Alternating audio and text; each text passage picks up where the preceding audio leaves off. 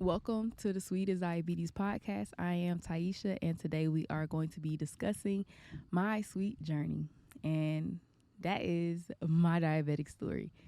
I was hit with it very unexpectedly at the age of 21, diagnosed at 21, and I'm currently 25. I'll be 26 this year, so we will be talking about all the ups and downs, the highs and lows of what I've been going through these past 5 years, and hopefully it can be of, you know, a good resource for you guys just to know what to look for, what symptoms to look for, what feelings to fill out for. It's a lot of different things that was going on at the time. So I hope that this is helpful for you.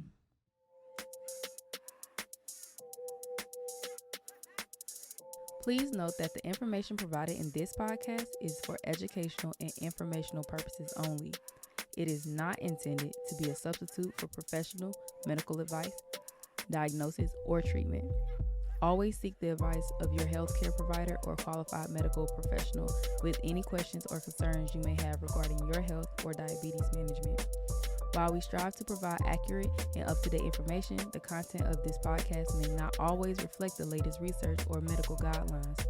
We encourage you to consult reputable sources and discuss any changes to your diabetes management plan with your healthcare team. By listening to Sweet as Diabetes, you acknowledge and agree to the terms of this disclaimer. Thank you for joining us on this journey to redefine what it means to live sweetly with diabetes.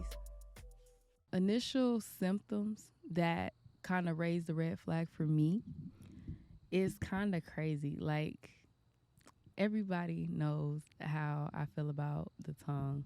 It's a very powerful tool. And I'm going to go back further to pinpoint moments in my life where I used to joke about it, not knowing that I even had it within me, like in my bloodline, to actually become diabetic. Like, I remember being in middle school and I would say this so often, or I would at least think about it, where it would be like, oh, my diabetes acting up, my diabetes acting up. Because, when you're young, you take everything as a joke, and you only joke about the things that you really don't even know about. You just think you know. So everybody initially thinks like, oh, diabetes is when you eat a lot of sugar and all these other untrue things, So unjokingly, like, sometimes I feel like I gave it to myself, like I manifested it, and it's crazy. So skip past middle school, I did some growing up, and now I'm in college. I'm in my junior year. Nope, I lied. I am in my sophomore year of college. And by this time, I'm probably like 180 in pounds plus. And, freshman 15 really turned in like freshman 50. But when they give you a meal plan that has almost unlimited meals, like, you gonna gain weight, first of all. So that's number two. I feel like I broke myself. I don't know if I triggered something within, and I don't even know if that's how it works exactly, but I feel like I had pushed past my limit. Growing up, I was always active, whether it was, I was always into something. Whether I was running or cheering, those are my main two things that I was doing growing up. So I was pretty active. I was more active than a lot of people my age anyway. Anyways, I know I'm jumping, but sophomore year of college, by this time, I'm a full-time student. I have a lot of classes. I'm having like 5 to 6 classes a semester, and we are in our spring semester. So it's frustrating. I'm so frustrated. But I remember going into this, and I remember being tired a lot. But I'm thinking, of course, I'm tired because I'm always studying. I'm always on the go. I'm always having to push myself past my limits. So, of course, I'm going to be tired. Okay, that's cool. But then it was the cotton mouth I was getting. And I'm like, this didn't used to happen. I couldn't really produce any saliva, really. It was hard. It was weird. I was like, what is, what's going on? As time goes on, you get the fruity taste in your mouth, and you're like, well, this is also different. Your skin starts drying up real bad. And I remember more so this being it towards my junior year. So, fall semester, junior year of 2019, I'm just like, yo, what's going on? Like, I put lotion on right before I left, the dorm, and I'm living like probably like 3 minutes walking distance from the building that the biology building that I'm in, and it's all types of stuff. You just and not to even mention I lost 50 pounds. Yeah, I forgot about that. So, distinctively, I remember sophomore year going into my summer. Um, I remember just losing weight. Like, I'm already trying to lose weight. I'm in the process of wanting to look better, feel better, change my diet, because I'm like, I've never been this big in my life. And it was weird. Like, even being bigger, my voice had changed, my face, like, you could tell it was me. But it was like, Jessica, I'm in here. But no, but like, seriously, like, it was like a whole nother person. So I wanted to really revert back and get to what I was used to, which was a smaller body frame, and I wanted to be healthier. And so that's going on. So, like I was initially telling you guys, it's summertime, and me and my family, we work out together. So we we're bench pressing, right? And normally I can do something.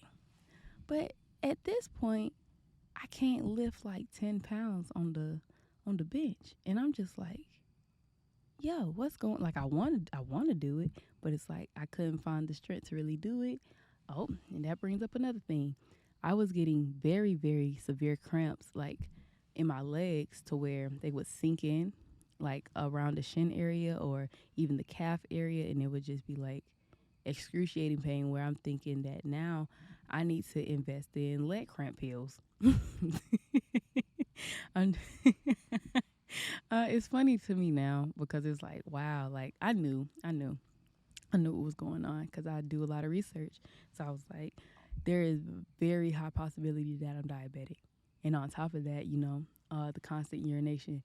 But it was like a very vicious cycle of, oh my gosh, I am so thirsty. Let me drink this 24 pack of water in 2 days. Like, the ones you get from like Walmart and Kroger and everything. And it's like, I'm going through this very quickly, so I'm having to go to the store, keep on buying water, invest in a Brita, wherever I can get. That's what I'm trying. I'm drinking so much apple juice at this time, because that was my favorite drink, and I'm just like, bro, this is not doing me no justice. Like, I cannot get unthirsty, and with all that liquid, you're gonna keep,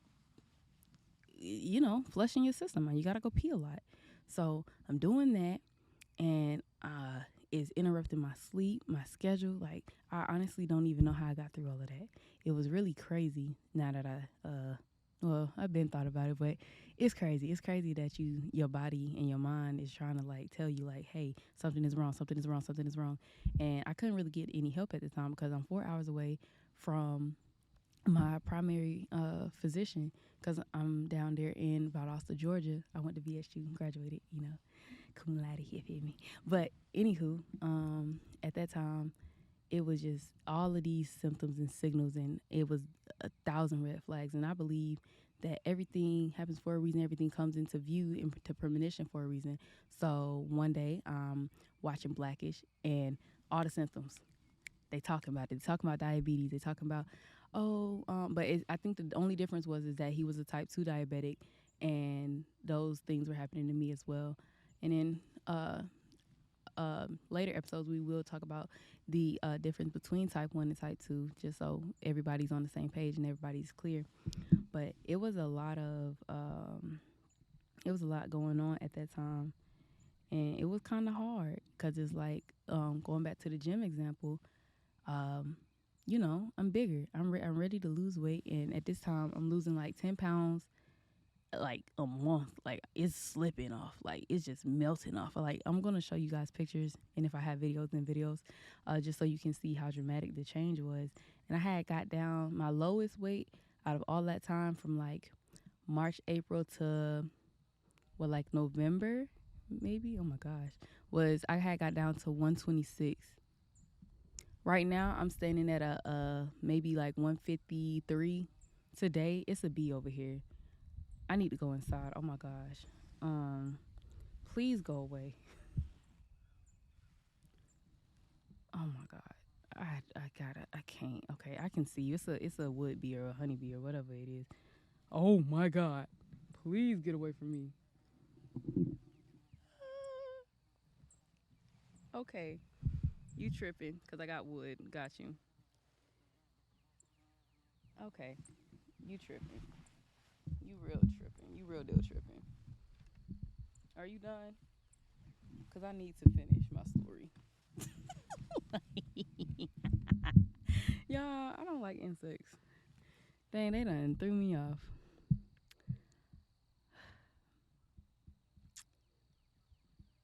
Anywho, let's skip to the good part. November comes around. I'm back at home for fall break, Thanksgiving break, whatever you want to call it. I'm finna have to move, guys, because this is not gonna work. Okay, yeah. Now I gotta move, y'all. I'm back. Sorry for that brief interruption. As you can tell, the daylight is slipping away. But I was having trouble with insects and stuff, so I was gonna deal with it. But to get back to where we were, it's November 2019, and I am coming back home for break. And what I didn't add was the fact that in October, a month earlier, I had gone just for a checkup, and my doctor told me, was like, okay, come back when you can. I'm like, okay, well, next time I can is when I'm back, home, which will be in November, at the end of November. So if my memory serves correctly, I go to the doctor when I get back, maybe like, the morning after we get back in here. And I'm with my mom, and we're in her room, and we just having a good grand old time. We just, chopping it up, catching up, da da da da. And I get a notification for my labs, and we look at, I think it was my A1C at the time, and it's like just through the roof. It's like 15.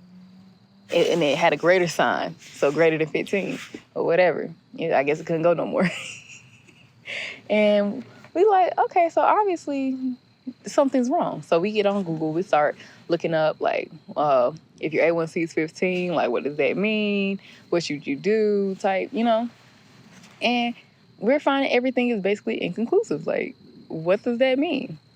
So I kid you not, maybe 5, 10, maybe max 15 minutes later, maybe, if it even was that long, doctor calls. Excuse me, is this Ms. Hines? Can we speak to Ms. Hines? Da, da, da, da, da. I'm like, I'm speaking, And they get into, how are you feeling? Can you see? Da, da, da, da, da. They're carrying on. And I'm just like, can I see? At the time, I'm just like, what are you, like, what? And they're just trying to make sure I'm okay. And I'm like, I feel great. I feel fine. I'm dandy. They're like, you need to go to the emergency room immediately. And I'm like, huh? So, mind you, this is the day before Thanksgiving. So me, my mom, and my brother, we all pack up our stuff and hop in the car immediately because apparently something is wrong with me. And we all just like, oh my gosh, like, what's going on? Like, what does all of this mean? So, is that a spider on my camera? Y'all gotta be kidding me. This outdoor stuff, not for the weak, and I am the weak. Anyways, focus. So we get there, and the first nurse, she looks at my stuff, and she takes my blood sugar and everything, and she's like, you know better, and da da da da da. Mind you, at this time, I'm very much unknown. I have no idea what's going on. No one has told me anything. And I'm like, what do you mean? I should know better and all this. Like, what are you talking about? She's like, you're diabetic. Huh? What? I know I'm who? I know I'm what? I'm like, that was the first thing. I was like, one, no, I don't. I don't know I'm diabetic. Like, literally, you're telling me this right now. I'm finding out as you're basically accusing me of basically doing bad because I didn't know. I don't know. I can't remember exactly where my numbers was at the time. I don't know if it was in the 500s or 700s, but basically we had to get it down. And it was just a big thing. I think they had put me on potassium and something else. I'm not really too sure. I can't remember. It was some years ago. But anywho, we fast forward, and they prescribed me some insulin. I don't remember. I have been on everything under the sun. They done put me on everything. They done put me from being type 1 to type 2 to type 1. Like, they didn't know what was going on. But I did go to Emory, and they confirmed that I was type 1 at one point in time. But my doctor wouldn't let me get anything that the lady had prescribed. It was really crazy. Like, that was all December. But even before we got to December, so we got Thanksgiving on a Thursday. And I started taking my insulin on that Thursday. That was my first time I experienced a low blood sugar, and it scared me so bad because I didn't know what was going on. I never felt that feeling in my life before. I started shaking, I started crying, and we were waiting to eat. I think at this time I was taking one of the insulins that I had to take 30 minutes before I ate. So I was trying to time it out. And at my uncle's house, dinner was kind of running late, and I was unaware about what this medicine was going to do to me. So we get to that part where I'm embarrassed myself because this is all new to me. Like, this is a day new to me, like hours really, because at first we were going to have to stay overnight at the hospital, but we ended up luckily having my blood sugar come down. It was fun. It was a frustrating time, really, because it was just like, I don't know what's going on with my body. And on top of that, it was just like, who do you even ask? Like, what do you do? I didn't have the resources that I really needed or wanted at the time. So it was very scary. And I scared a lot of people in my family. Everybody was crying. I was crying, trying to control it, but I couldn't. I was embarrassed, to keep it short, sweet. Friday goes by, and then Saturday morning, me and my mom were on our way to a baby shower, and I woke up, and I couldn't see. Yep, I couldn't see. And I did forget to mention, during my college stay, being undiagnosed, some mornings I'd wake up, it'll be blurry, but it'll go away. But this time, I'm thinking it's the same thing, and it didn't go away for a month. So that was hard for me as well. Having no sight, I had to go back down to Valdosta, and basically, I was alone. I ain't had my family. My friends that I did have down there, they didn't. The ones that did deal with me and help me, it was a blessing. The ones that I thought was going to be there for me basically wasn't. It was a hard time, but I know it was a hard time for my family too, and it was a big adjustment because some people learn differently. Some people learn by hearing things. Some people learn by seeing things. Some people learn by doing. I was a doer-seer type of learner. Like, I had to be able to interact with what I'm learning with. And so when that was taken away from me, I had started thinking, like, maybe I don't need to go to school next semester. Like, if I make it out of this semester, I'm not going back. And I'm saying this with, 3 more semesters left, 2 more spring, 1 more fall. And because, it was a very discouraging time for me. And biggest shout outs to my mom. Like, I would call her, I'm crying, I can't see, I'm hungry. I like, the only things I really could see, like, I could see the lights and I could see shapes, but like if I looked in the mirror, I couldn't see my own face. So it was like the scariest thing because I was like, dang, like what if all this time of not knowing that I'm diabetic has messed with my eyes so much that now I'm going blind. And that was scary. That was terrifying. I didn't know. I had no idea. The only thing I knew was I wasn't going to waste any time, no money going back to school if I couldn't see because I was a mass media major. If I can't see, how am I going to do anything, you know? And being that I was a very persistent person, I value my education. I value everything that was given to me and all the opportunities. So I show up to class on time. I go to every class. I interact with the classes. I do all of that. So when it came time to explain to my professors, like, I can't see, like, I'm scared. I don't know what this would mean because it's also at the time it's finals time. So if you can read the finals to me, I'll take it. Or if I can exempt, it would be greatly appreciated because I am stressed and I don't know what to do. And I just got diagnosed like a week ago. And some of my teachers, they were like, of course you don't have to take it. Like your average is high enough that we know you know the material. You're good. Don't worry about it. Then I had some teachers that was more so like, no, you're still going to take this test. You're still going to give this presentation. Same teacher, by the way. That was the one teacher that just was not letting up regardless. I think she thought I was faking. And that was crazy. Because it was like, she really didn't believe me. And I was like, bro, I need to bring her these papers or something because I can't. But I mean, with the help of my mom, she really helped me through that. She helped me study. She helped me prepare for the presentations. And the crazy thing about the presentation was that I guess I was so nervous and so embarrassed that I couldn't see.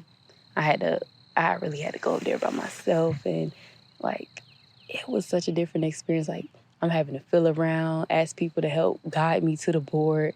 Can they do this? Can they do that? And I'm trying to remember what's on the slides. And I'm still trying to do my best because, that's just who I was. That's who I am. And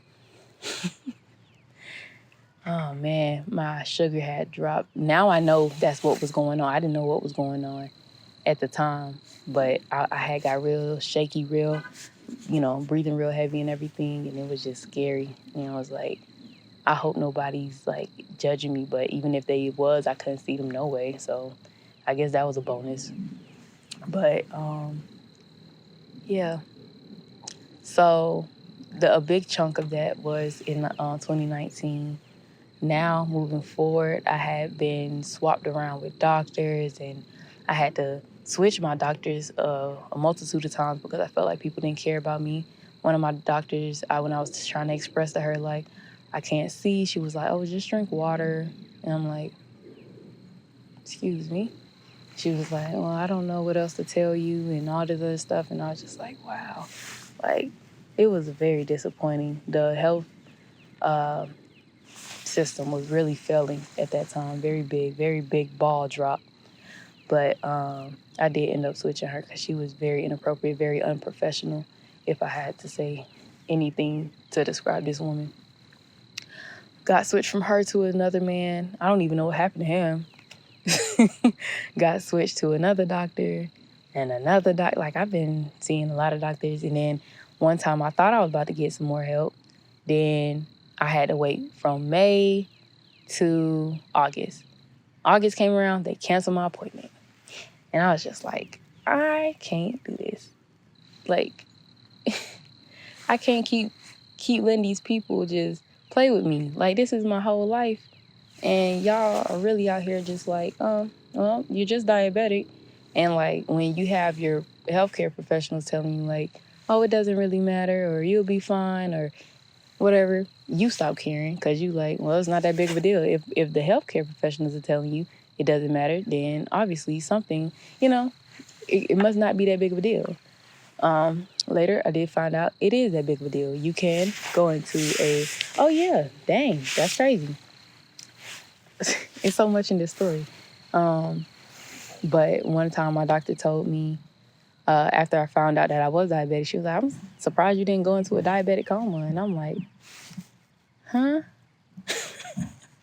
It was the worst experience. So my starting perception or perspective about diabetes was horrible. I was miseducated. I was very lost, very in the dark about a lot of things that was going on. And I wish I would have been able to talk to somebody about, everything, because that was a horrible experience, really. But anyway, fast forward, really, I say maybe 2 years into it, maybe 3, I started giving up. I stopped checking my blood sugars. If I took my insulin, if I didn't, I didn't really care. And I don't laugh in a hee-hee way, hee-hee, but I laugh in it's crazy, because I was like, you get thoughts like, oh, I could do this or I could not do that, and it'll impact me this way or that way. It really don't matter because I don't care anymore. And then, you find out, oh, well, that's dangerous too. But I did end up getting help this year, 2024. That's the year everything changed. I ended up switching my insurance. I ended up switching my doctors. I ended up making better choices and feeling like there was, like my life had a little bit more purpose than it had before. So I started taking it seriously. I started thinking about my future and what it would mean to, for example, create a family while being diabetic. With my current conditions and current, vitals and everything, it would be very unsafe. We're going to get into that in later episodes as well. So I was on a mission. It was bigger than me, so I changed. And within the first day of meeting my new doctors and my new care team, I was able to get a continuous glucose monitor. I was able to get on the right medication. By the time this video comes out, I'll be on a pump. And we're going to see how that go. Right now, I'm using Lantus and Limjev, and in the pen form. It's cool. At first, I was using vials and, needle, like old-fashioned type stuff. But now I'm a little bit more fancy. So, yeah, that's where I'm at right now. Despite all of those obstacles, though, I just remind myself that it's more to life and it's worth living. Might as well experience it while I'm here. I got plenty of time to be gone, and it's not my time. So that's where I'm really at right now. And it feels kind of like a power move to feel like now I got my health in my own hands. Like now I don't have to worry about, am I going to run out of supplies? So I don't have to limit myself on how many times a day I check my sugar, or it's so much that I even learned just through this little time. Like I'm on my 3rd sensor at this moment. So I haven't even been wearing this for a month. So it's like you learn way more about the choices that you make, the food that you eat, the activities that you engage in. Like it's so much more informative, and so like I feel like even my Apple Health is telling me like, oh well, your glucose is definitely get it going down. So I know I'm improving. I know the choices that I'm making is further like making me a better woman, and it's making me happier just to know that I can finally breathe for real and not have to be like, oh, my chest is hurting so bad. Like, am I going to have a heart attack, or is something going to, like, am I going to go into a coma, or am I going to have a stroke, or, you know what I'm saying? So it just feels great, and I'm happy about that. So, yeah. Yeah. For the most part, I do want to thank you guys for tuning in to this episode of my diabetic journey. and just listening and hearing me out about what happened to me. If you are diabetic and you have a story that was kind of unconventional, or like you weren't grown up into it, or however your story unfolded, like leave a comment. Tell me your story. I would love to hear about it, read about it, compare notes, see how you felt compared to how I felt. If you felt something totally different or whatever your experience is, I would love to hear about it. But that is all I have for today's episode. And I'm Taisha. This is Sweet as Diabetes, and I hope to see you next time. Bye.